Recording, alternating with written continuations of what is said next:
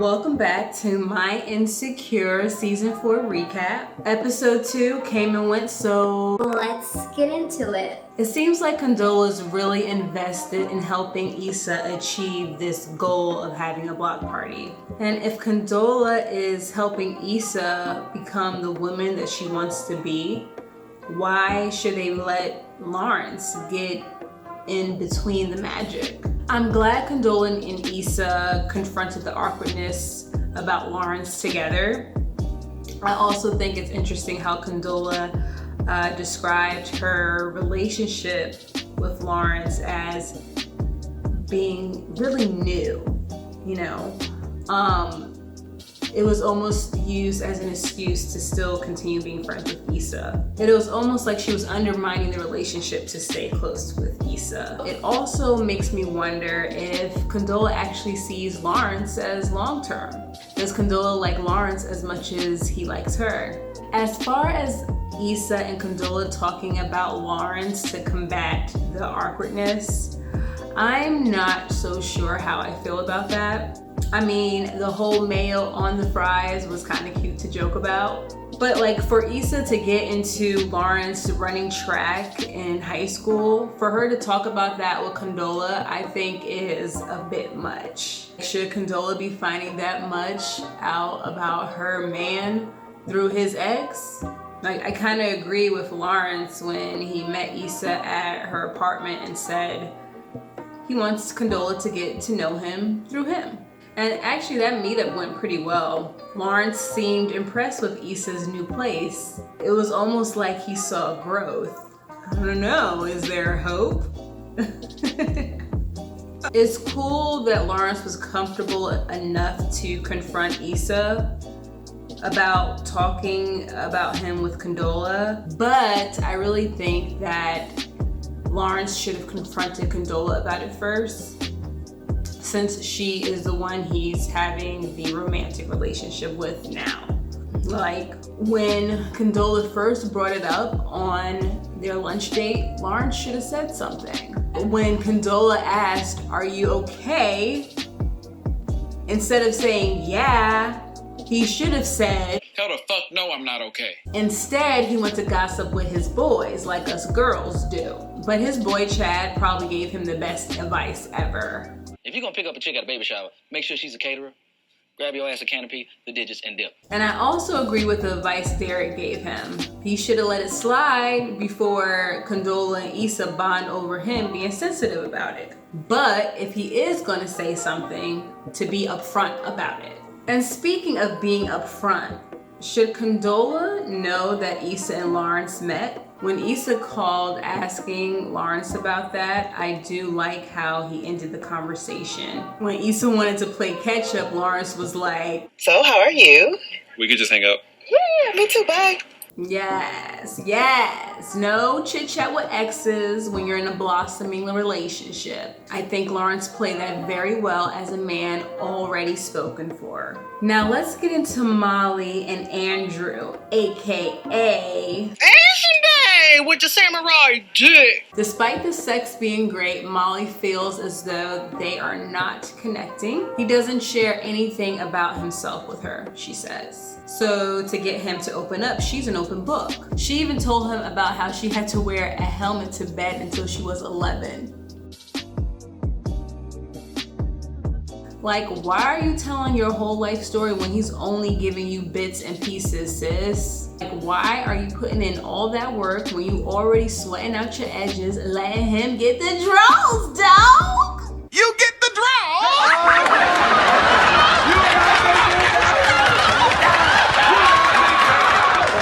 And you cooking for him and stuff, and he already complaining about your food when y'all haven't even labeled what y'all doing. You're doing too much, sis. He doesn't deserve all that. He hasn't proven that yet. So Molly's strategy to get him to open up is putting the box on hold. Like, I don't understand how that's going to work when you already gave it up. Like, why are you using sex as a weapon? It kind of shows where your value systems are. She used a picture of her family in Disneyland, in Gardenia, to segue into Andrew's family because she knows that they live there. I thought that was very strategic, just like a lawyer. Now, when he doesn't want to talk about his family, she still tries to press it.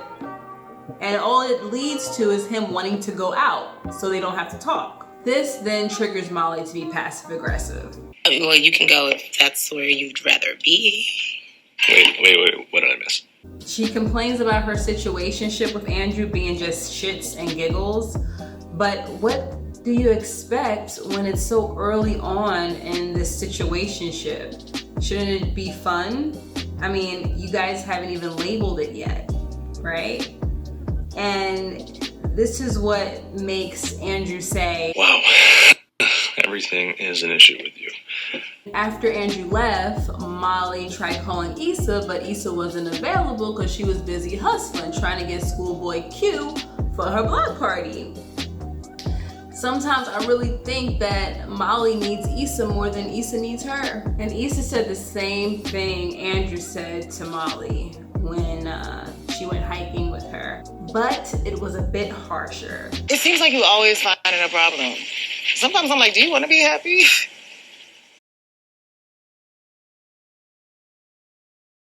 I'm sorry, aren't you tired? Because I'm tired for you. I feel like that was Issa getting her back for calling her messy in episode 1. I don't really think Andrew's gonna last long though. Even though he apologized for how things went down at Gumbo and Chill and that he needs time to open up, I don't believe that Molly has the patience to wait as much as she says she does. Matter of fact, I have a prediction. I predict that Molly will eventually end up with the bald-headed lawyer that she works with. I think eventually down the road they're gonna end up together. I feel like he's been the only man thus far to push her to constructively say what she's thinking. If you've got something to say, just say it. Okay. Now, what about when Molly met Issa for lunch and Condola so happened to be there? Her jealousy, insecurities, and pettiness really showed. I'm gonna run now. I need to get something to eat. I'm starving. Oh, yeah. Great. Oh, is this your purse? Oh, thank you. Yeah. You know that's her purse. Then she got mad when Condola grabbed the menu first. Like, she said she was hungry. Then she had the nerve to demand it from her. Then she got salty because Issa gave Condola her menu to be nice. Girl, you could have just waited your turn. Like, you were greeted with a group hug. How do you feel like the third wheel right now? Now, I do have some questions. During their hike, when Issa asked Molly who called, why did Molly not say it was Andrew? Why did she lie? And was Molly judging Issa when she was explaining why she had to get rid of TSA Bae? And honestly, I'm kind of glad she got rid of him because I was really tired of seeing his butt from the back like that. Like, how many times was that gonna happen? That brings me to my next question. What do you guys think about TSA Bae asking for a little booty hole pleasure during his sex time with Issa? How y'all feeling about that? I thought that was interesting. So, in conclusion, in the first episode, we see Issa at the end really reevaluating her friendship with Molly. And it seems like in this second episode, we see Molly doing the same thing. And then the symbolic music plays for the credits. I like how they do that. This time it kind of went like, I go my own way, you go your own way. Hey,